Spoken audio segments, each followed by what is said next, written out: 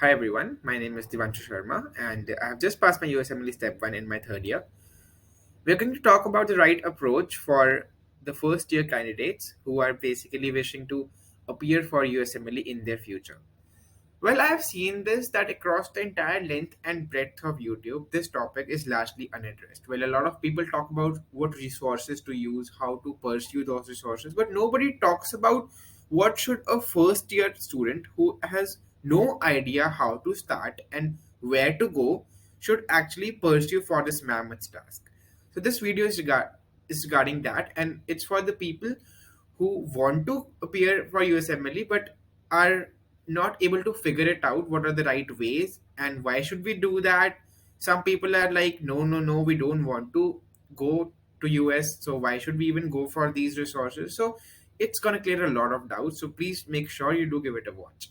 So the first thing is that why USMLE?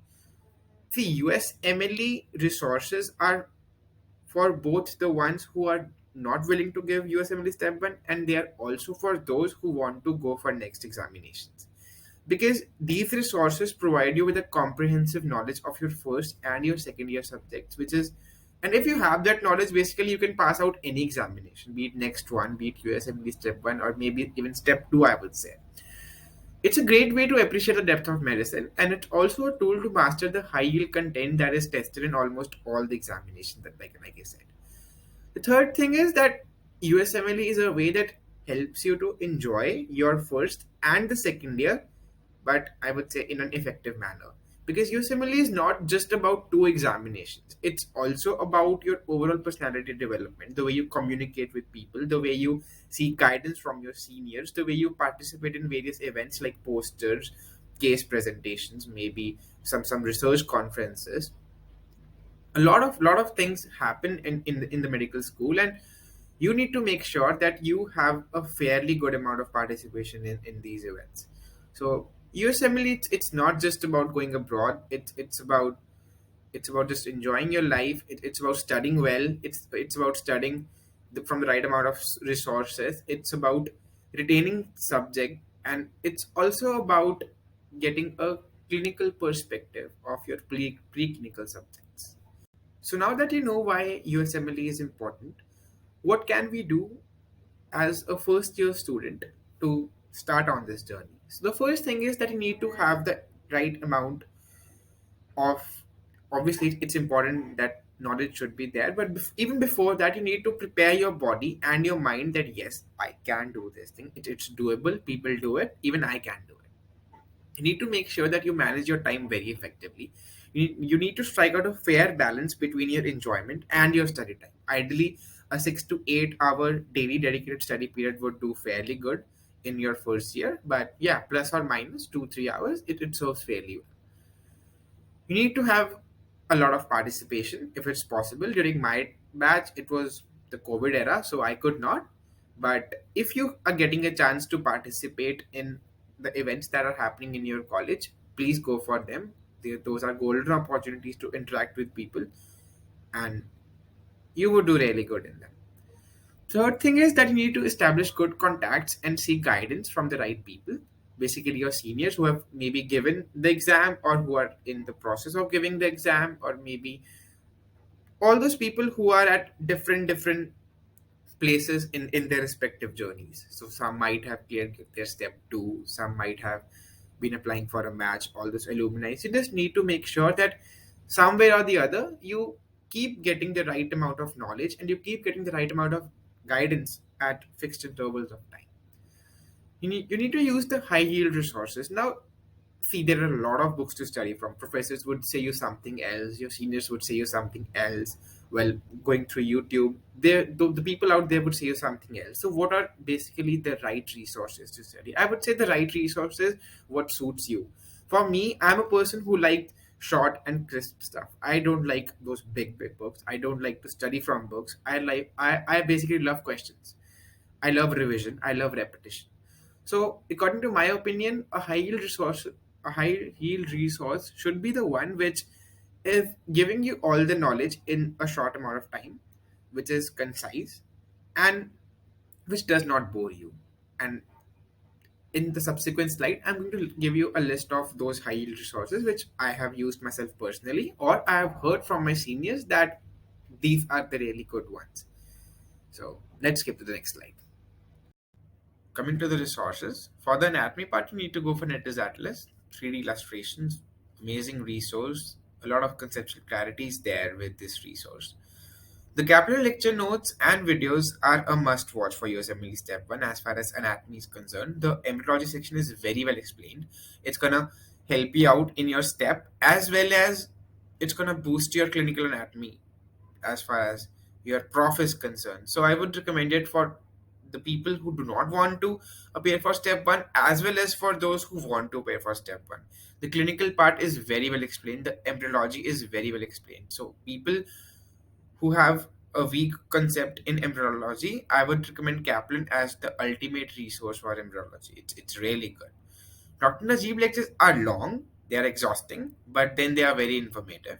I have used them for neuroanatomy and I have used them for my respiratory section, partly for cardiology as well. But do not do it completely. Use it if all other resources have been exhausted, and use it if you're not being able to understand something from any other place. So, Dr. Najib is basically the last resort that you want to watch out for in case you're not understanding anything else, or maybe you're not understanding a concept from any other resource. Ackland's anatomy I've not used myself personally, but sources say, and even some of seniors of mine have said that this is a really good resource. So anyone from my viewers, if they're using Ackland's, please let me know how is it, and I'll love to know their experience as well. Pre-test books are really important in anatomy. Pre-test is basically they have divided anatomy into short courses. Let's say pre-test head and neck, pre-test neuroanatomy, pre-test thorax, pre-test abdomen, like that. They are a set of questions, and the questions are highly clinical. They are difficult, and they basically set the right tempo for you, and they're gonna help you out to understand what is actually being tested on USMLE Step 1. The questions that come from anatomy, although small part, are very similar to what is being tested in pretest. So pretest is a really good resource, and it's the only resource in anatomy that is going to help you through questions. That's the only resource that you're going to use to test yourself. The Blue Link videos are an initiative by the University of Michigan. This is a free channel on YouTube. I have myself used it a lot, even for my prof exams. They have very short videos, and they explain the concepts beautifully. I've compiled these videos along with videos from some other channels into a set of playlists that is there on my channel. If you want to have access to these videos, please go and check on the playlist section. Moreover, I have used those playlists myself while preparing for my first prof, so they are tried and tested material. I hope you'll enjoy them, you'll love it. The physiology section, you need to do BRS physiology. It's a must do book. It's a very good book. It's a short book, and all the important concepts are being cleared in this book. Physio videos, it's a supplement to BRS, and BNB you need to do for CVS. Why BNB just for CVS? I'm saying this because BNB when it comes to CVS, BNB has managed to successfully split CVS into three sections basically: the physiology part, pathophysiology part, and the pathology part. So that physiology playlist of BNB is very good. It's much better than physio. Physio is a bit more scattered when it comes to cardiovascular system. It's a bit difficult to understand the concept from physio, and CVS is already very tricky. So it's better you do it from both and beyond rather than from the physio part. Otherwise, physio is very good for physiology. BNB it to prefer to use it in your second year than in your first year. It's a short resource, but yeah, it's mainly for the second year students. The biochem section, basically I had done four things. I had done capital lecture notes, I had done dirty medicine series, and I had done my first aid, and I had done Pixelize. These are the four resources that you need to use for your biochem. Sam Durko videos I've added because people say that they are the gold standard resource. However, I found them to be really long, and pretty much it bored me too, so I did not use it. Dirty Medicine served my purpose. They were really short. And Pixarize is basically the biochem version of Sketchy. Pixarize has some audio visual mnemonics, especially the videos for purine salvage pathways, good pasture syndrome, then your nucleotide metabolism, the pyrimidine synthesis pathway.